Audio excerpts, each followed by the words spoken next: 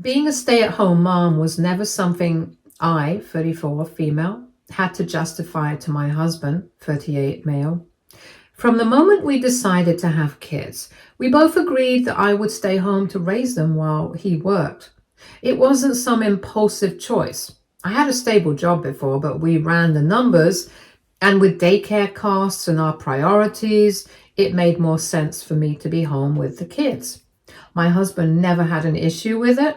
If anything, he was incredibly grateful, always telling me how much he appreciated everything I did to keep our home and family running smoothly. Unfortunately, his mother didn't share the same sentiment.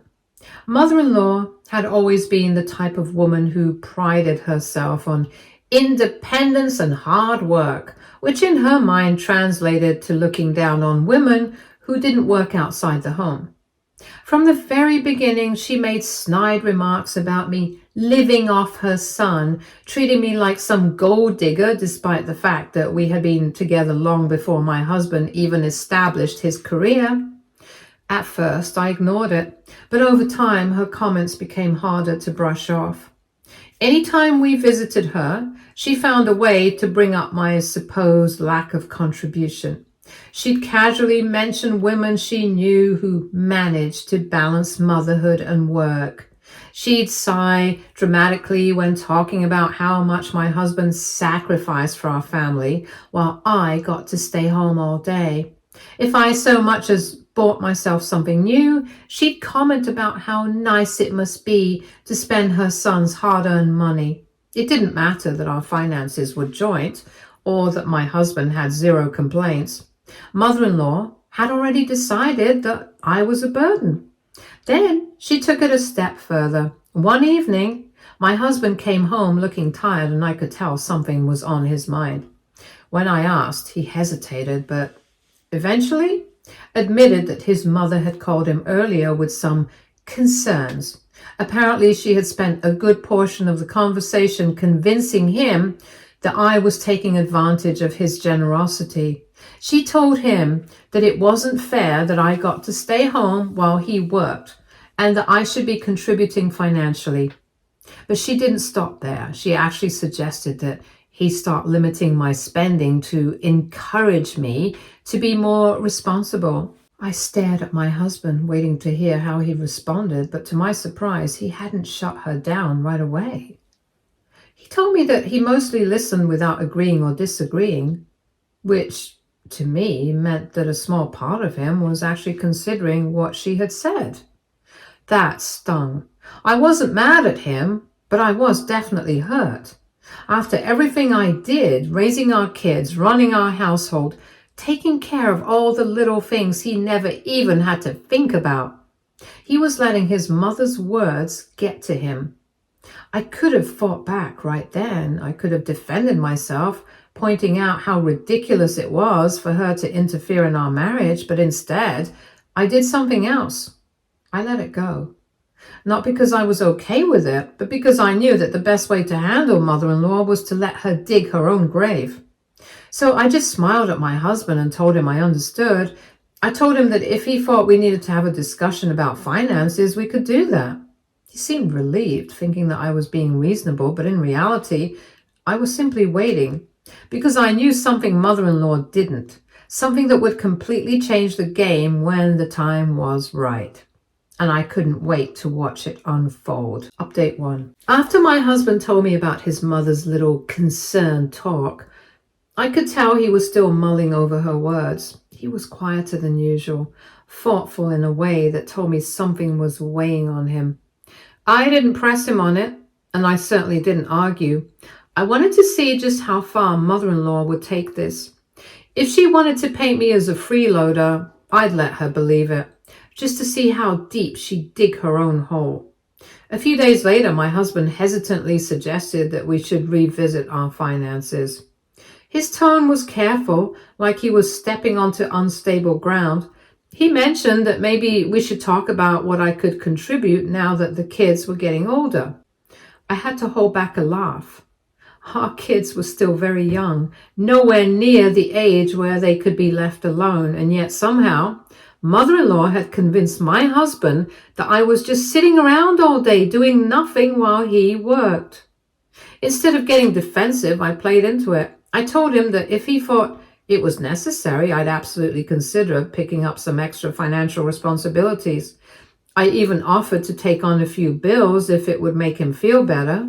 He seemed surprised at how easily I agreed, but instead of being happy, he looked guilty. Probably because deep down he knew this wasn't his idea, it was his mother's manipulation. Still, he went along with it. He assured me that this wasn't about punishing me or doubting my efforts, but about being fair. I just smiled and agreed, and then I waited. Mother-in-law must have been absolutely giddy thinking she had won. She suddenly became bolder, making offhanded comments about how she was glad I was finally realizing that I needed to pull my weight. She even started suggesting little side hustles I could do from home. She had all sorts of ideas: online tutoring, freelance writing, baking cakes for extra cash, even babysitting other kids since I was already home. She made sure to phrase it in the most patronizing way possible, like she was doing me a favor by offering helpful suggestions for how I could be more useful. I nodded and humored her every time. I told her I'd look into some remote work. I agreed that budgeting more carefully was a great idea. I completely understood how difficult it must be for my husband to be the sole breadwinner. She ate it all up, thinking she had finally put me in my place. But she had no idea what was coming. Update 3. A few weeks later, my husband and I were visiting mother-in-law at her house. As always, she found a way to bring up finances. But this time, she got even bolder. She outright suggested that my husband start handling our household budget himself, just to ensure that I wasn't overspending. I could feel my husband stiffen beside me, and that was the first sign that mother-in-law had gone too far. He let out a slow breath, rubbing his temple like he was exhausted, and then, before I could even respond, he said something that made mother-in-law's smug expression disappear in an instant. He told her that if she was so concerned about fairness, then maybe it was time they had an honest conversation about finances, starting with her own living situation. Mother-in-law blinked, confused. She laughed nervously, asking what he meant. He didn't sugarcoat it. He reminded her that she had been living comfortably in her house for years, never once paying a dime in rent. She was always quick to judge other people's financial situations, yet she had never once questioned why she wasn't expected to contribute to her own housing costs. She still didn't get it. She waved him off, saying that it was different because she was living in her son's home. And that's when my husband gave her the final blow. He told her it wasn't his house. Mother-in-law's entire body went still. She stared at him, eyes narrowing in disbelief. She let out a forced chuckle, shaking her head, telling him to stop joking. He didn't laugh. He just repeated himself, and this time more firmly. It wasn't his house. It had never been his house. Mother-in-law looked at me then, her expression darkening as if she was finally starting to understand. Her voice was higher pitched now, a little desperate, as she asked who the house belonged to. My husband didn't hesitate. He told her the truth, that the house was mine. For a moment, there was complete silence. Mother-in-law opened her mouth and then closed it again like she couldn't quite form words. She turned back to my husband as if hoping he would take it back, but he just looked at her with a tired expression. Mother-in-law's face drained of all color and her lips parted slightly, and for the first time in a long time, she was speechless. She had spent weeks calling me a leech, as someone mooching off her son's hard work, but the entire time she had been living under my roof, completely unaware of it. I sat back and watched, letting the reality sink in for her. She wanted fairness? Well, now she was going to get it, and it was going to be on my terms. For a few moments, mother-in-law just sat there blinking in stunned silence, like her brain was struggling to process the information. She kept looking between me and my husband, waiting for one of us to say that it was all some kind of joke. But neither of us did. She let out a nervous laugh, shaking her head as if trying to dismiss the entire thing, and she told my husband that it wasn't possible. This was his house. She tried to recover, forcing a smile that didn't quite reach her eyes. She said that, of course, this was just a misunderstanding. We were married. Naturally, it should belong to him. My husband cut in before I could respond. His tone was neutral, but there was a sharpness to it that mother-in-law couldn't miss. He told her that it didn't really matter what she assumed. The fact remained that the house belonged to me. Mother-in-law's fingers clenched against the armrest of the couch. She forced out a chuckle, waving her hand dismissively. She said that was fine. It didn't really change anything. It wasn't like I was going to suddenly kick her out. I leaned forward slightly, resting my elbows on my knees, and told her that actually I had been thinking about fairness a lot lately. Since she had been so concerned about everyone pulling their weight financially, I figured it was only right that she started contributing as well. Her smile faltered. She let out another forced laugh, telling me to stop joking. I didn't laugh. I told her that I wasn't joking. Since she was living in my house, it was only fair that she started paying rent. Mother-in-law's entire face went pale. Her lips parted slightly as if she was about to argue, but no words came out. She turned to my husband, expecting him to step in, but he just sighed and shook his head, telling her that it was the least she could do. She sputtered, trying to grasp at anything that would make this conversation go away. She told us that she was family. Surely we weren't expecting her to actually pay rent to live in her own home. I raised an eyebrow and reminded her that, legally, it wasn't her home. It was mine. Her breathing grew uneven as she stammered out that this was different. She said she wasn't some tenant. She was his mother. I nodded, pretending to be understanding. I told her that I completely got it. It was an emotional situation. That's why I was willing to be flexible. Instead of treating her like a regular tenant, I was offering her a discounted rent. Far less than she would be paying if she tried to find another place in this economy. Her expression twisted, her nostrils flaring, as she muttered that she couldn't believe this was happening. I shrugged and told her that I was only following her advice. She had been very vocal about how everyone needed to contribute more, so this was me taking her words seriously. She stared at me, her eyes wide with disbelief, as if she couldn't comprehend how I had flipped the entire situation onto her.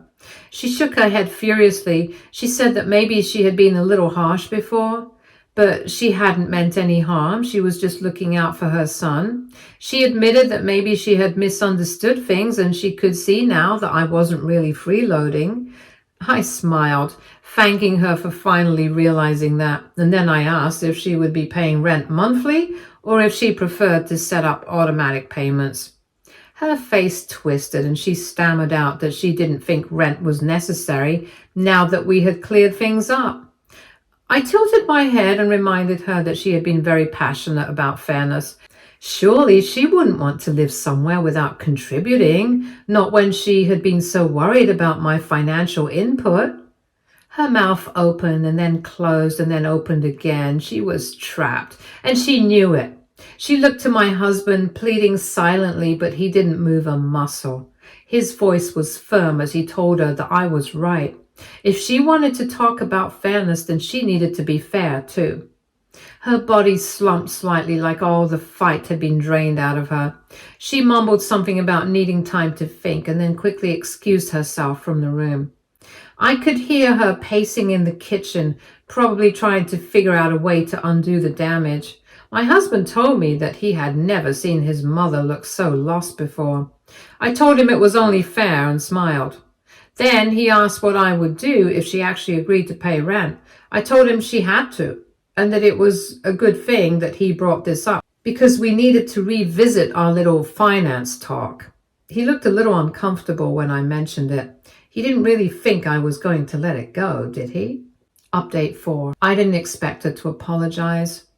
I knew her pride wouldn't let her, at least not immediately, but I did expect some sort of backlash, and I was right. That very evening, after we told her we were leaving, I suspected she was trying to call some family members to vent. I wasn't worried. I knew the truth was on my side. The next morning, I received a text from my sister-in-law, and she asked what had happened because her mother had called her in a fit, saying that I had tricked her and humiliated her in front of my husband. I almost laughed at how twisted she had made the story sound. I simply texted back that my husband had told her the truth, nothing more, nothing less.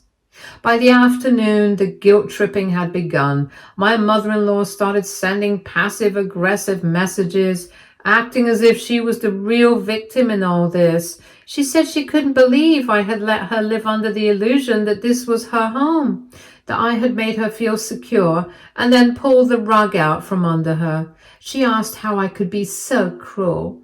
I stared at the message for a long time before finally responding. I told her that she was welcome to stay in the house after all. I had never once threatened to kick her out, but if she truly wanted to see my contributions increase, she could start paying rent. She didn't respond for hours, and when she finally did, it wasn't through text. A letter arrived in the mail 2 days later, addressed to me in her shaky handwriting. It was the most half-hearted apology I had ever read. She said she was sorry if she had upset me, but she had only wanted what was best for her son. She said she never meant to make me feel unappreciated, but that she just had old-fashioned views on how marriage should work. She ended the letter with a plea asking me to reconsider the rent situation, claiming that she was a widow and that her late husband had never wanted her to struggle financially. I folded the letter and set it aside, and my decision already made. She wanted me to increase my contribution? Fine. I was giving her the opportunity to contribute as well. If she had truly seen herself as the lady of the house, then she could start acting like one. Update 5. After sending my mother-in-law's letter straight into a drawer where forgotten things went to die, I decided it was time to have a real conversation with my husband. He had defended me, sure, but I wasn't going to just let the way he initially entertained his mother's complaints slide.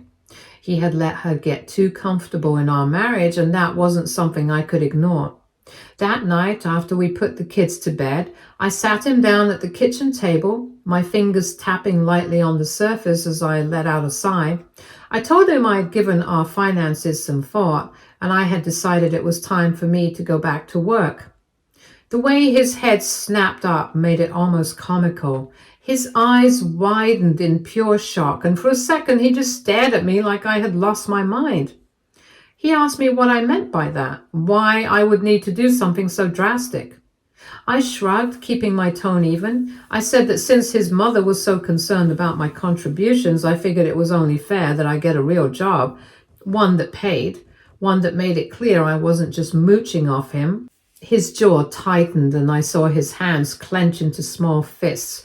He said I didn't need to do that I knew we had already agreed this arrangement worked for both of us, and that our family was in a good place because I was able to be home with the kids. I leaned back in my chair and folded my arms, tilting my head slightly. I asked him if that was true, then why did he let his mother talk about me like I was some freeloader?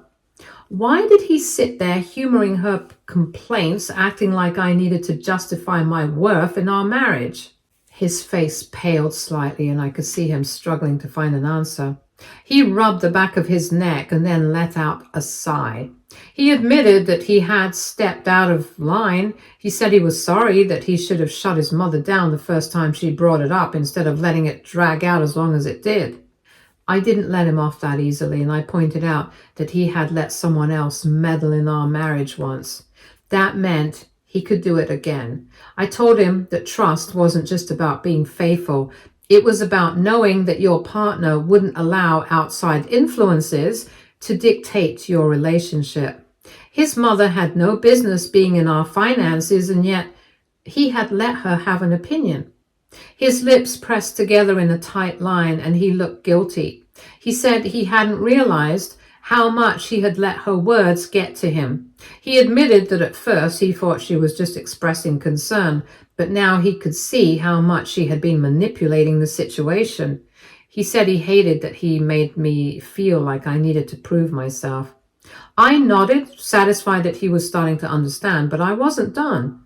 I brought up the fact that I had been looking through our finances recently and noticed just how much money he had been sending his mother every month. That part caught him completely off guard, and he hesitated before asking what I meant. I pulled up the numbers on my phone and slid it across the table towards him. I told him I had seen the transactions, the regular payments, the amount that was going directly to his mother for no real reason. I asked him how long he planned to keep that up. His throat bobbed as he swallowed. He said that she was his mother and she was a widow, and he had just wanted to make sure she was comfortable. I let out a slow breath and then told him that things were going to change. Since I was apparently expected to contribute more, I had already made the decision. His mother was going to have to start contributing too, and that meant that money he had been sending to her, it was going to go to a caretaker instead. Because if I was going to work, we were going to need someone to help with the kids and the house. He looked completely torn, like he didn't know whether to be upset or ashamed. He said he had never really thought about it that way, that he had just been so used to taking care of his mother that he hadn't considered how unfair it was to keep prioritizing her over our own household. I told him that I understood wanting to take care of family, but his mother was not his responsibility the way our children were. She had lived in that house for years, rent-free, without lifting a finger, all while criticizing me for supposedly taking advantage of him. I wasn't going to let that continue. He ran a hand through his hair, still looking frustrated with himself, but I could tell he was coming to terms with it. He let out a sigh and said I was right, that he had been enabling her and that it needed to stop. I felt like we were finally on the same page, but you never know with men. I'll keep an eye on him. Update 6. The next morning, I decided it was time to stop dragging things out. I had let my mother-in-law's arrogance slide for years, but after everything she had done, I wasn't going to keep enabling her. If she wanted to act like she was above everyone else, then she could figure out how to survive on her own. I called her and got straight to the point. I told her she needed to stop paying rent, and I wasn't talking about some discounted family rate either. If she didn't have this month's payment ready, then she could start looking for another place to live, because I was going to list the house for rent. For a few seconds, there was nothing but stunned silence on the other end of the line. Then she let out an indignant laugh like she thought I was joking. She asked me what kind of daughter-in-law did something like this to her husband's mother, saying that I had no right to kick her out of our own home. I reminded her that the house was mine, bought long before I had even met her son. I told her she wasn't entitled to a free ride just because she had decided to rewrite history and act like this was some family estate. She had lived here rent-free for years while having the audacity to accuse me of taking advantage of her son. If she couldn't come up with the money, then she needed to find another arrangement. She started sputtering, saying that it wasn't fair, that I was being cruel and unreasonable. She said she didn't have that kind of money just lying around. That was when my husband, who had been sitting nearby listening to everything, took the phone from my hand. He told his mother that he was also cutting off the monthly payments he had been sending her. Since I was going back to work, we needed to hire a caretaker, and that money was going to go towards taking care of our own family. The way she screeched was so loud that I could hear it even without the phone on speaker. She yelled that I couldn't do this. I didn't have the right to just throw her out like some stranger. And she accused me of turning her son against her, of ruining her life. I stayed completely calm and told her that if she had been a little less arrogant while living off someone else, maybe she wouldn't be in this situation. She had spent so much time looking down on me, acting like I was some burden on her son, when in reality, she had been the one bleeding him dry. She tried to argue, tried to pull out every manipulative tactic she had, but I wasn't budging. I reminded her that she wasn't some helpless woman with no options.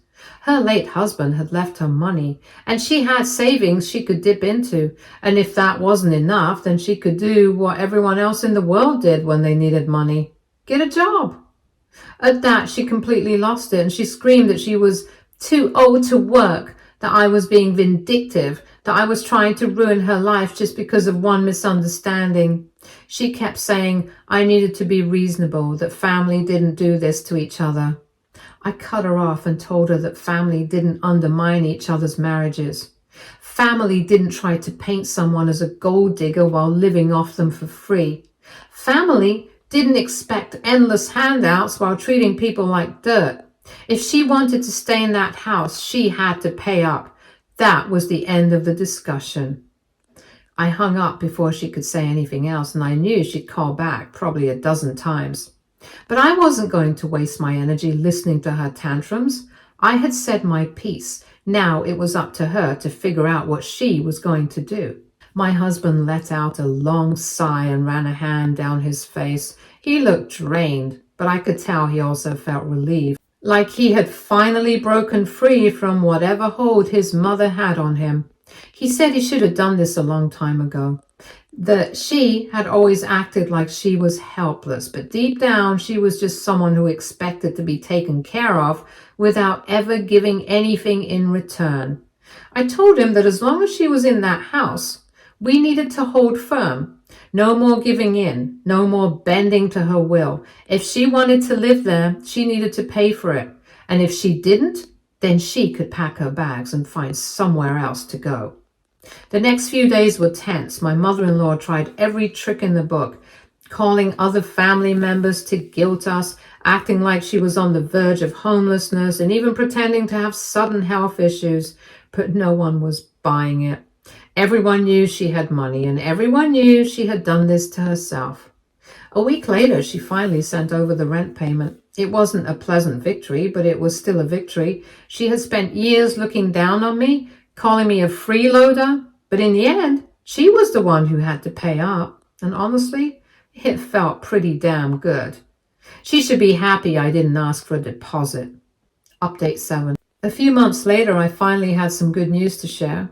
I got a job. It wasn't anything flashy, but it paid well, had decent hours, and most importantly, gave me the independence I had wanted back.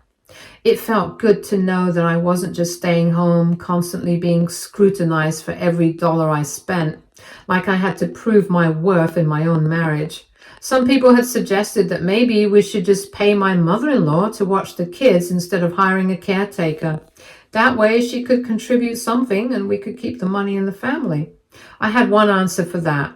Absolutely not. There was no way I was going to let that woman be anywhere near my kids for extended periods, much less let her have any influence over them. I knew exactly how she talked about me when she thought I wasn't listening, and I wasn't about to let my children grow up hearing her garbage. I refused to let her plant the idea in their heads that their own mother was some lazy gold digger, or that they owed her something just because she was their grandmother. Besides, I didn't want her in my house more than necessary. If she was already this unbearable while living separately, I wasn't going to invite more chaos into my life. So no, I wasn't going to let my mother-in-law watch my kids. That woman had spent years looking down on me, and now she had to sit with the reality that I made for her. She had wanted me to contribute more. Well, I was working now, but instead of funding her entitled lifestyle, my money would be going towards giving my children a safe, happy home, one that she had no part in.